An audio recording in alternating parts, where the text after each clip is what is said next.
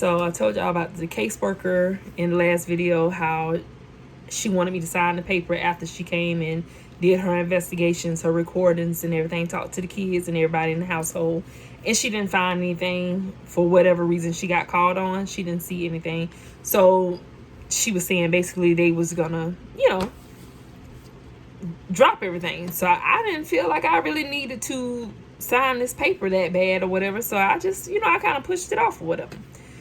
So this lady done called and blew up my phone, left all kind of messages for me to fill out this paperwork or whatever. It was just a signature she needed. That was all she needed. And she did all of this for a signature.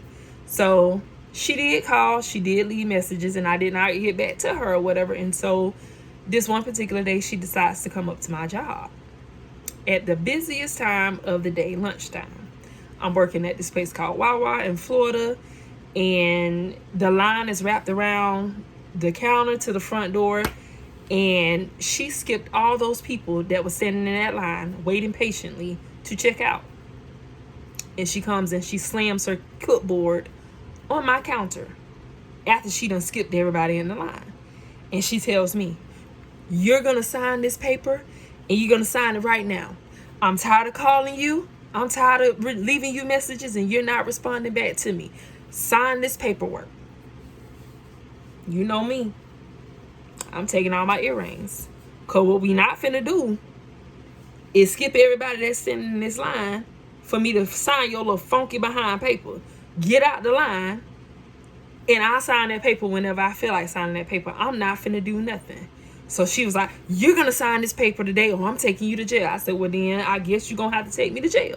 So I go walking around the counter, because what I'm about to do, what Shalisa's about to do, y'all already know. I took the earrings off. So, it's Shalissa going around the corner to do. Because she can get it. CPS or not, you can get it. You know what I'm saying? Y'all know I ain't wrapped too tight. Y'all already know this. But yes, I was finna go around there and I was finna walk that lady all through that store. So, by the time I got to the edge, because this counter that I'm behind is very long. I'm at the last register, which is by the window, and I'm in a cubby hole. I got two choices. I could walk around this counter or I could jump over this counter. I decided to just walk around the counter that day. That'll give her time to get out the door if she wants to decide to run, because I'm coming for you. But by the time I got to the edge of the counter, my manager came out because she heard the commotion. And she asked what was going on, and I told her what was happening, and she asked the lady to leave, and the lady left. So after that, the lady continued calling and leaving messages on my phone. I still was ignoring her, because you coming to my job and slamming your clipboard down on my counter ain't gonna make me sign no paper. I'll get to it when I get to it. I got other things going on in my life right now. I'll get to it when I get to it. But because you came up here and made a scene, I'm gonna wait a little longer. Yeah, I'm gonna wait a little longer.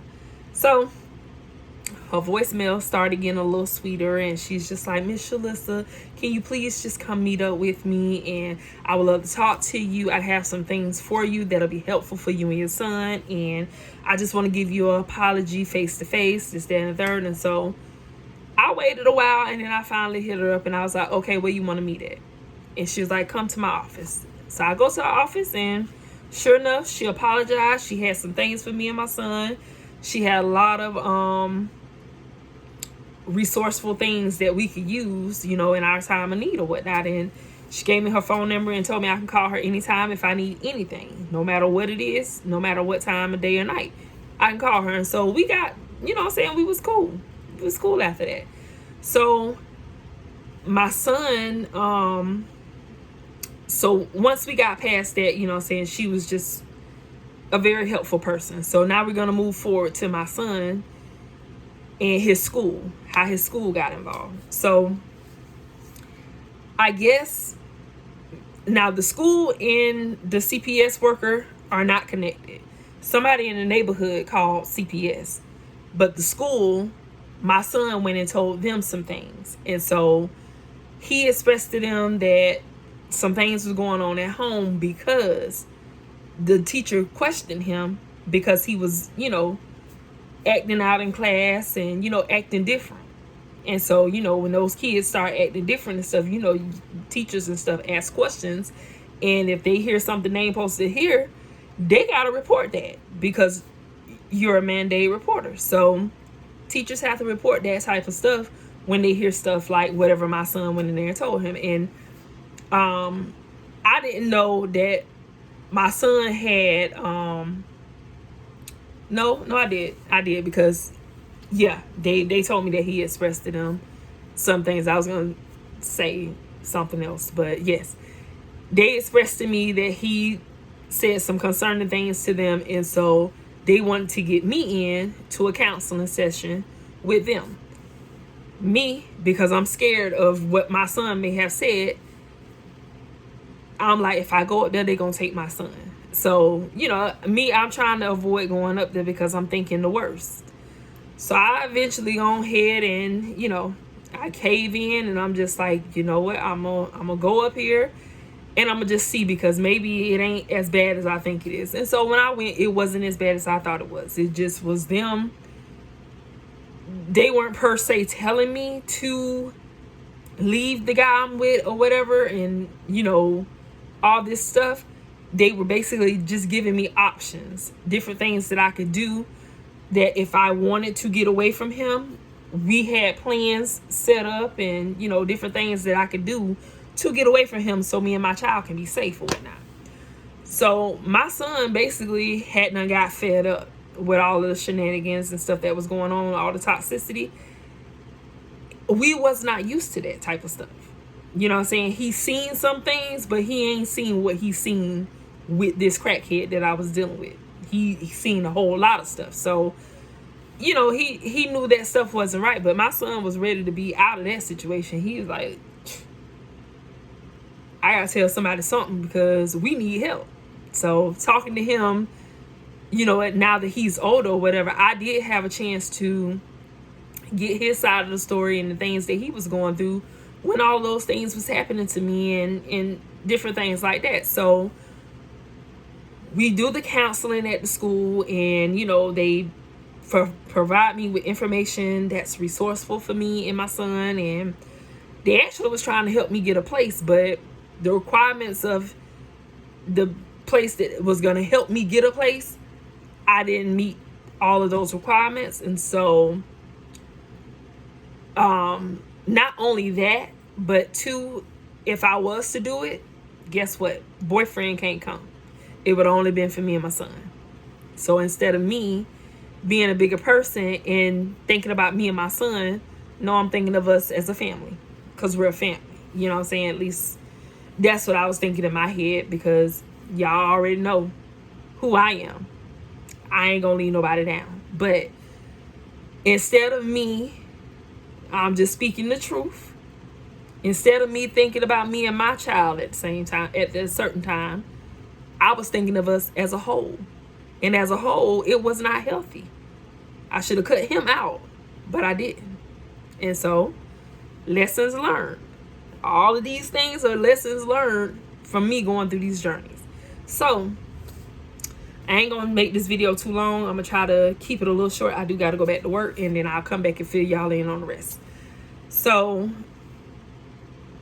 we end up doing the counseling at the school or whatnot, and then some kind of way we ended up starting to meet at a restaurant called Denny's and doing the counselings there, because it was almost conflicting the time that I get off work and my son get out of school, and then I gotta hurry up and travel all the way back to another side of town after I get him. It just worked better for us to meet up at the restaurant. And so that's what we started doing. So as that's going on, me and the boyfriend are still living together. We're still going through things, and being that we got this counselor now, my son is in a safe place. He can express himself. He can tell what's going on. You know what I'm saying? And so he's telling what's going on in the home or whatnot. I've never been mad at my son for telling anything, because I didn't want him to grow up thinking that if he tells the truth, he's going to get in trouble. The truth shall set you free is what I want him to stand by. Not the truth is going to get you in trouble. The truth don't always feel good. but it's necessary. And that's what I wanted him to grow up knowing, that it's necessary to tell the truth, because truth will set you free. So we go from there. Things are still chaotic with me and this man or whatnot. He trying to work on things a little bit or whatever, but when the drugs come into play, he no longer in control. So you never know what's gonna happen once he's under the drugs. And so my son got to a point where he didn't feel like he wanted to be in the same environment with this man. He didn't want to be left alone with him. He didn't want to do any of that stuff. Later on, he did tell me that he never abused him or anything like that, but he did used to make him put on the raggediest clothes he could find and then go out on the corner or something and act like they're homeless and, get people to give him money. And he was uncomfortable with that. But he had never told me that. Had he told me that, I would have stopped that in a heartbeat, because when it came to him, it was a different ball game for my son. For myself, I didn't have that much love for me, but when it came to my child, that was a different story. But he told me this, as he's gotten older. He's told me this now. So he decides to, after the whole counseling thing and everybody is kind of all on my tail now, I started having him go, and my sister would babysit him, which is Life with Tashana. You guys should go over and check out her page. It's called Life with Tashana. I'm telling you, you'll thank me later. I ain't gonna tell you a whole lot. I'm gonna just tell you, just go check out her page. And you just might run across something that you done been through in your life, and you'll find out that you ain't alone. And she got a lot of jewels and a lot of wisdom. She gardens over there, everything. So just go check her out. It's called Life with Tashana. That is my oldest sister. That is the sister who raised me after our mom passed away when I was 16 years old. She's been through a lot. She's raised 3 extra kids from my mom and had to deal with the man that was the dad of our, I can't even talk. Excuse me, let me rewind. She's dealt with my dad, who is a married man,